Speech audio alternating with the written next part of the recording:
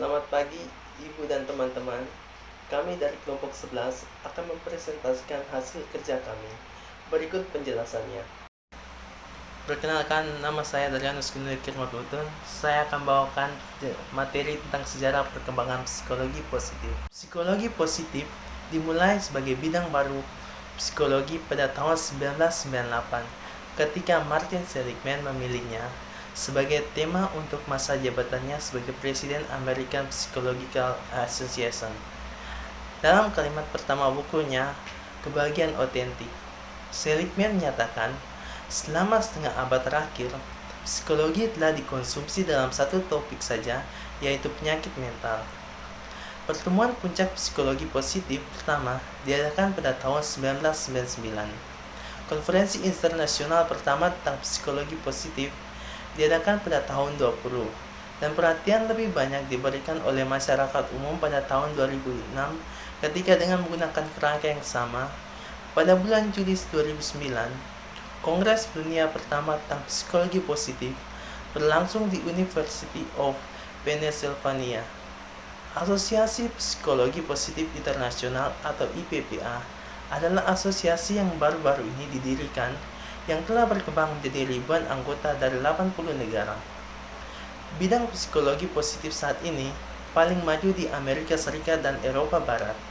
Psikologi positif sendiri adalah studi tentang ilmiah kehidupan yang sangat baik, atau aspek positif dari pengalaman manusia yang membuat hidup layak dijalani. Oke baik, perkenalkan nama saya Grace Mira Usmaud, saya akan melanjutkan materi.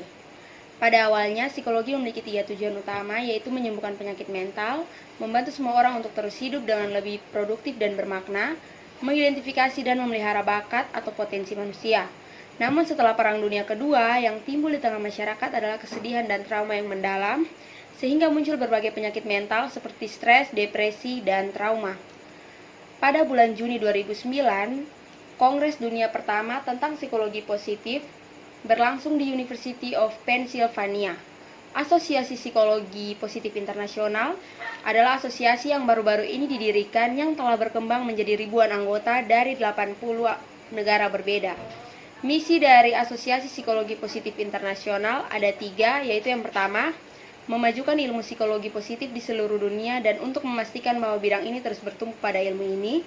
Yang kedua, bekerja untuk penerapan yang efektif dan bertanggung jawab dari psikologi positif di berbagai bidang, seperti psikologi organisasi, konseling, dan psikologi klinis, juga bisnis, kesehatan, pendidikan, dan pembinaan. Dan yang terakhir, membina pendidikan dan pelatihan di lapangan. Bidang psikologi positif saat ini paling maju di Amerika Serikat dan Eropa Barat. Meskipun psikologi positif menawarkan pendekatan baru untuk mempelajari emosi dan perilaku positif, ide, teori dan penelitian, dan juga motivasi untuk mempelajari sisi positif dari perilaku manusia sama tuanya dengan kemanusiaan. Bila dibandingkan dengan 2 gerakan psikologi terbesar sebelumnya, psikoanalisis dan behaviorisme, psikologi positif menawarkan 3 hal yang menjadi pembeda. Yang pertama, psikologi tidak hanya berbicara tentang kesulitan, penderitaan, maupun kesedihan dalam hidup manusia, namun psikologi juga bisa berbicara mengenai kesejahteraan, kebahagiaan, dan potensi manusia untuk menjalani hidup secara optimal.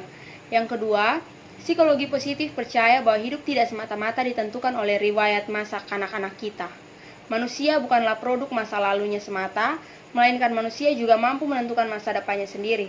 Dan yang terakhir, psikologi positif menaruh peran penting kesadaran individu, proses mental dan perilaku manusia, bukan hanya berdasarkan pada insting maupun pembentukan dari lingkungan semata, tetapi manusia juga memiliki keputusan, pilihan dan kebebasan untuk berkehendak. Perkenalkan, nama saya Hilaria Ivanisari Tulung. Di sini saya akan menjelaskan tentang bidang-bidang psikologi positif. Yang pertama adalah well-being. Individu yang memiliki psikologikal yang tinggi adalah individu yang merasa puas dengan hidupnya. Kondisi emosional yang positif mampu melalui pengalaman-pengalaman buruk yang dapat menghasilkan kondisi emosional negatif.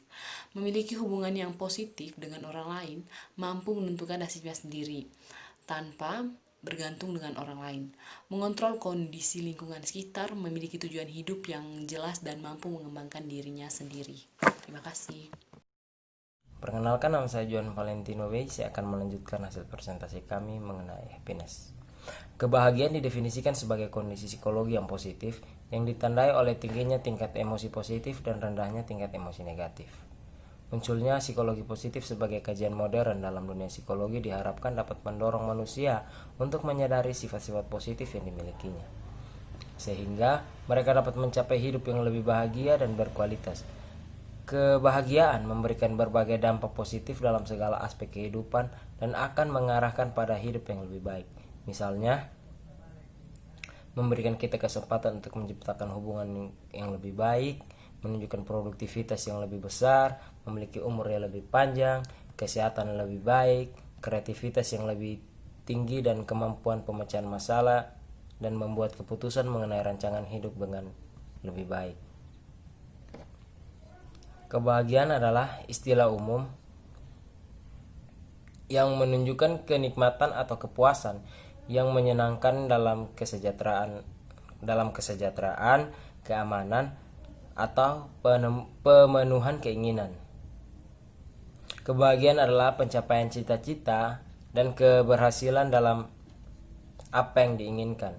Kebahagiaan sesungguhnya merupakan suatu hasil penelitian terhadap diri dan hidup yang memuat emosi positif sebagai kenyamanan dan kegembiraan yang meluap-luap, maupun aktivitas positif yang tidak memenuhi komponen emosi apapun, seperti absorpsi dan juga keterlibatan. Aspek happiness.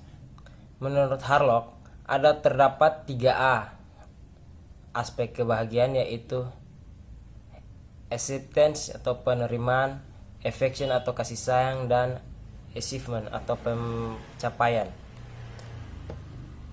Chaplin dalam Kamus Lengkap Psikologi menjelaskan secara rinci mengenai definisi 3 aspek kebahagiaan tersebut sebagai berikut. Acceptance atau penerimaan.